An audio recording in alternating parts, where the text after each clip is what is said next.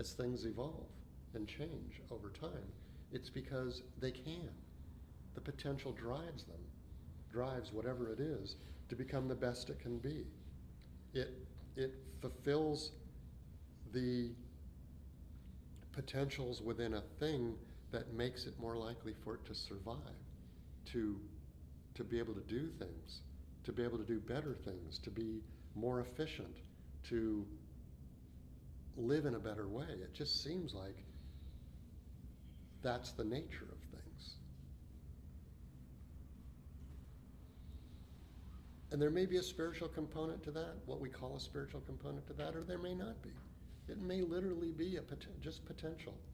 I mean, when we talk about these things and we try and divide them between spiritual and not spiritual, or mundane and super mundane, or phenomenal and phenomena and phenomenon, these are just words. I mean, I work as a chaplain at the hospital, and I go into rooms and people will sit there and say, well, I'm not religious. And I go, neither am I. Because it's a word. What does it mean? It doesn't mean anything. One of the reasons that I was drawn to the general Buddhist tradition is because it's one of the traditions on this planet that believes in very little. It tries not to identify things.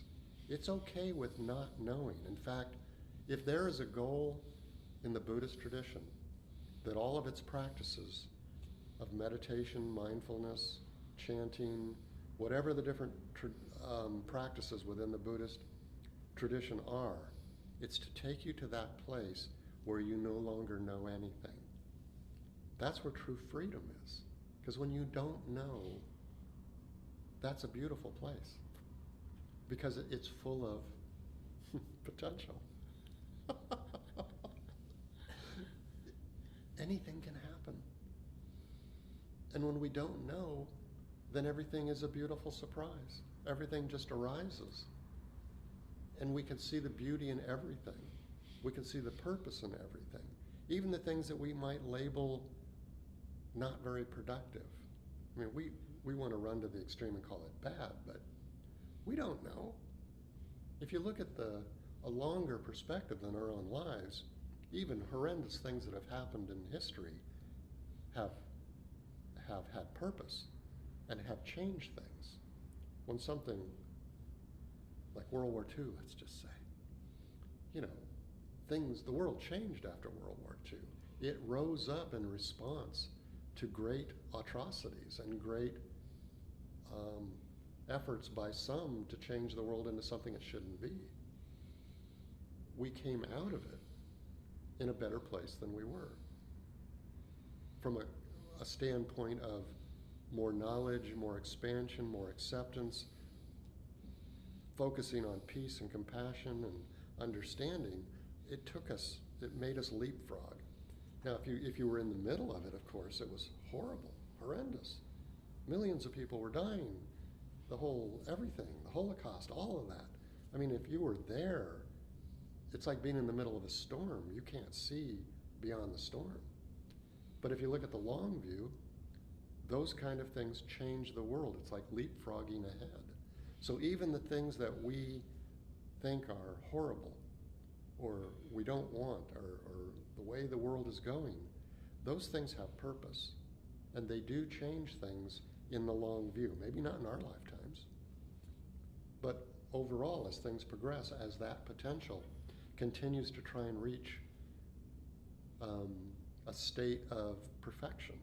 I have this great saying, my own great saying, I'll call it great. The reason I call it great is because so many people object to it. And my explanation of why are we here is that we are stumbling towards perfection. We're always headed towards perfection. Most people don't believe that. They say, well, it seems to me like we're headed in the opposite direction. We're headed into, the opposite of perfection. But honestly, in the way I see things, everything has a purpose and a reason, everything has a cause, and everything has an outcome. And our greatest teachers, both personally and collectively on this planet, are the negative things in our life. When we see a positive thing and we say, I'd like to emulate that, sometimes it's just a thought. It's like, well, I'd like to be more like that. But maybe we don't do it because there's no real drive to be a little bit better. But when we see someone acting in a way that is totally against our nature, totally against what we believe, it solidifies and enforces those beliefs, the opposite beliefs in us. It makes us believe in the things we believe in stronger. And that makes us a better person. So when we see that person who's acting in a way that we would just never be, they're making us better. They don't know it. It's not their role to be the teacher who knows. They're the teacher who doesn't know. They're being a teacher without even knowing they're a teacher. We're all each other's teachers, and we don't even know it. Because you're here listening to me, I might say something that triggers something in you. Maybe one word out of this whole hour triggered something in you. Or it didn't. And you looked at me and said, I don't believe a single thing that man said. Well, what have I done? I've solidified your belief system more.